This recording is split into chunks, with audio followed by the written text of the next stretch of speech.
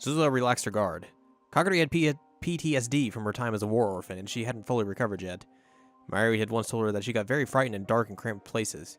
It would make sense if waking up in the dark caused a panic attack. And the time machine could only function with Suzuha's biometric authorization. Someone on the Kagari side wouldn't be able to break the console either.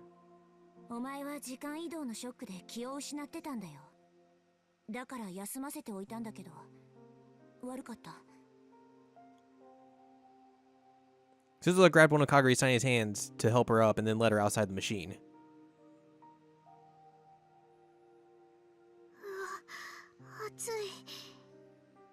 Kagari, 約束するんだ。どんなことがあっても操縦席のスイッチに触ったりするな。いいな？じゃあ、私は仕事にかかるから、お前はその辺で休んでるんだ。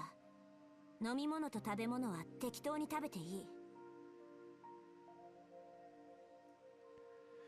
Suzuha handed Kagari the provisions she'd brought, then went inside and poked her head into the cargo space under the control console. She connected the IBM 5100 she'd stored there to a portable terminal she'd brought from the future. By all appearances, it was an early 2000s cell phone, but inside it was a miniaturized quantum computer from the year 2036. Of course, future Daru had made it himself. When she booted up the IBM 5100, rows of numbers started to appear on the screen.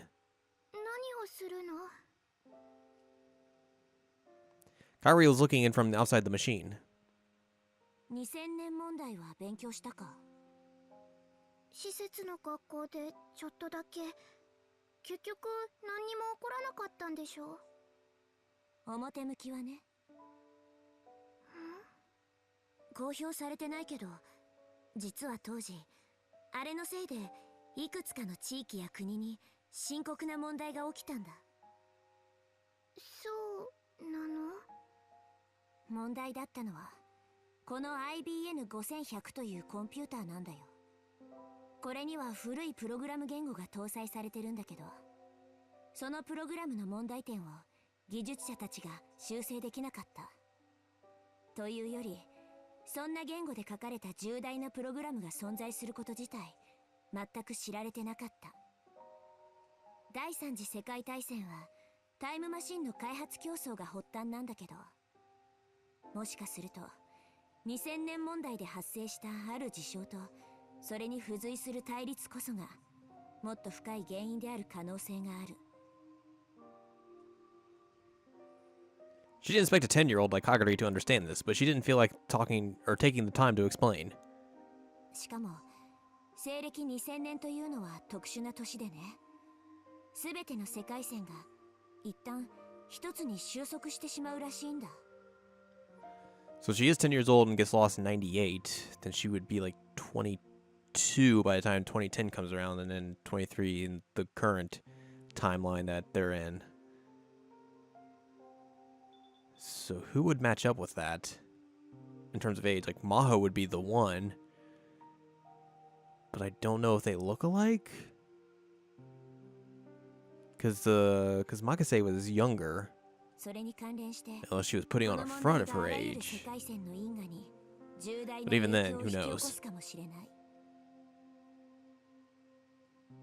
私たちが目指してる狭間の世界線、シュタインズゲートも例外じゃない。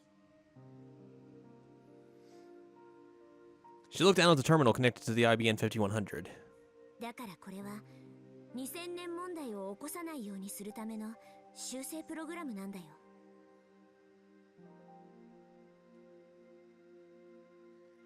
Right now, the terminal was converting the patch into the language used by the IBN 5100. The next step was to spread the program all around the world in the form of a virus, and the year 2000 problems that this era's engineers missed would completely disappear. The word connect appeared on the terminal's subscreen. Okay. つながった。 She'd been told that in Japan this era, ADSL was still in the test phase, and most normal users connected to the internet by low-speed dial-up using ISDN. But in major city areas like Akihabara, universities, labs, and some big computer companies were starting to use fiber optic broadband. Some of them were even using wireless LANs. Suzuha cracked her way into one of those. Dad had a laugh when she said that with 2036 technology, cracking late 20th century network security was a joke, but he'd been right. でも未来を変えちゃったらカガリたちがいた未来の世界も全然変わっちゃうんじゃないの？ Surprisingly, Kagari had gotten the gist of what Suzuha had just told her. そういうことだ。もうあの世界は存在させない。私たちはシュタインズゲートを目指すためにここへ来たんだから。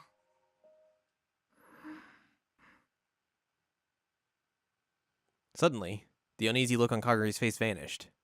It was as if her soul had left his body. Suddenly, her face was expressionless and her eyes were wide. 声、神様の声、聞こえる。かがり？ダメだよ。よくないよ。ダメなんだよ、鈴葉お姉ちゃん。そんなことしちゃいけないんだ。おい。Kagari was acting strangely. Suspiciously, Suzuha reached her hand out towards her, but she slipped past Suzuha's hand. And quicker than any child should be able to move, she slammed her shoulder straight into Suzuha's body. Suzuha was caught completely off guard. That's how fast it was. Kagari's shoulder hit her in the solar plexus. Gonna knock the wind out of you. She bent over and collapsed onto the seat. Kagari tore the terminal out of Suzuha's hand. The cables connecting it to the IBM 5100 were ripped out and errors displayed on both screens.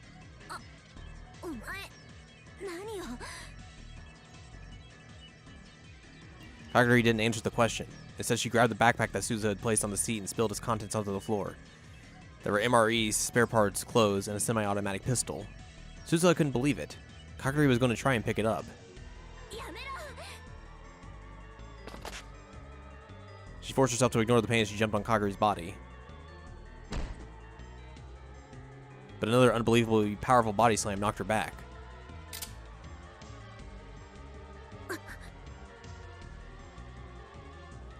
Something cold was pushed right up against her brow.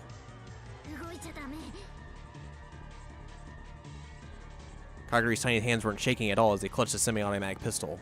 In the space of an instant, the safety on the gun had been flipped off. That's when Suzuha realized that this wasn't just a temper tantrum. Suzuha was the one who taught her how to use a gun. That's why she knew that Kagari was perfectly calm.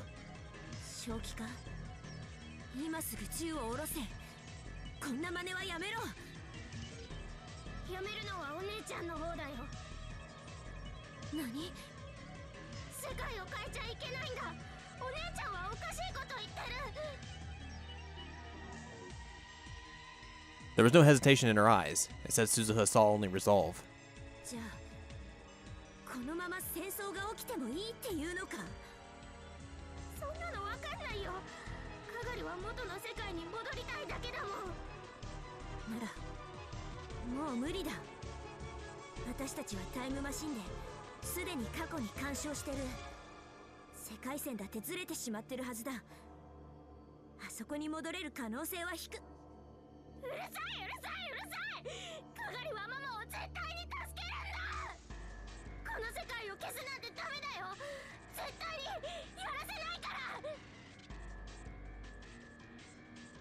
Kagari turned the gun towards the IBM 5100.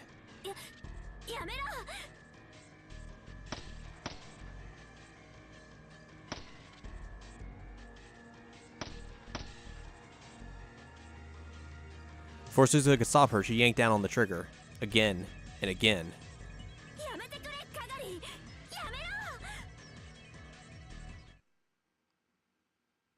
And then Kagari jumped out of the time machine, and Suzuha never saw her again.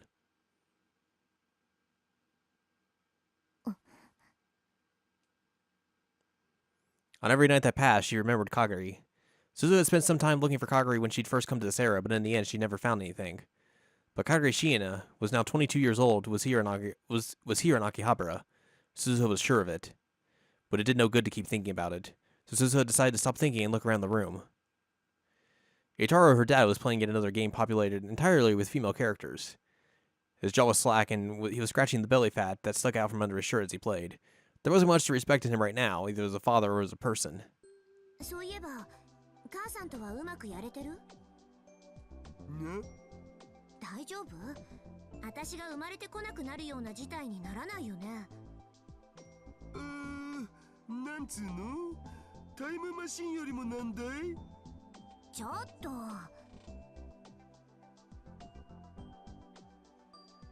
Suzuha stormed over to Itaru. 困るよ父さん。パパ頑張るからね。いっつも口ばっかり。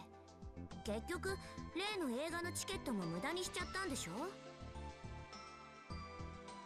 She meant the pair of movie tickets that Mayuri and Ferris had conspired to give them at the first Christmas party.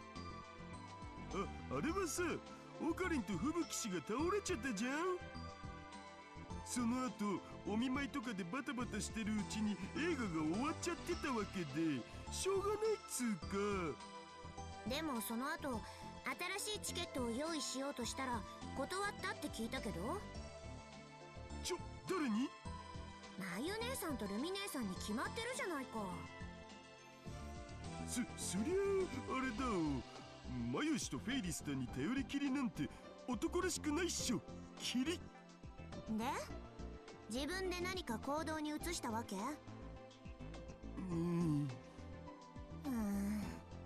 ダメだこれ。 Maybe this was a more important problem than the time machine. Suzuha brought her hands up to her head. いい父さん。私いつまでもこうやってお説教できないんだからね。もうすぐ行っちゃうんだよ。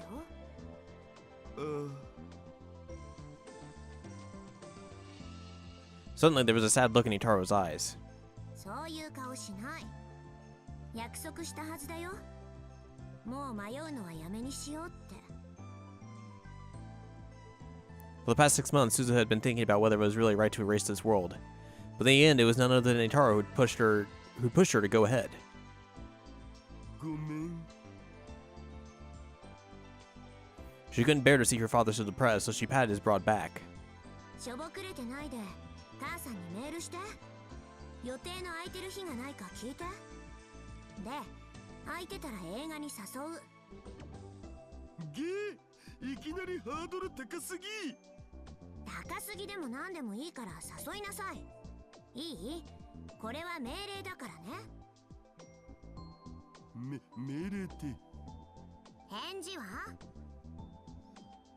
さあ、イエスさ。 Satisfied, she headed off to take a shower. でもその前にちょっとだけコンビニに行ってくる。 Gonna put it off again. 睨まないで。なるべく太らないようなものを食べますんで、何卒お許しを。バニラ。はい。私シャワー出たらアイス食べたい。バニラ。わかっ It's a た。 good flavor to get. 庶民がなかなか口にできない高級なやつをいっぱい。いっぱいはいらないよ。一つでいい。さあ、イエス。 That was enough to cheer Daru up. He took his wallet and ran out of the lab. やれやれ。世話がかかるんだから。 She had just taken off her jacket so she could take that shower, but 鈴葉。 Itaru had come back into the lab. どうかした？階段のところにさ、こんなの落ちてたんだよね。 Itaru showed her a keychain she was holding. It was around an anime character whose color had faded to a smoky green. It was an Upa. 誰のかわかる？まゆ姉さんじゃないの？ She leaned forward to take a closer look, and then she felt like she was experiencing deja vu. このウーパーどこかで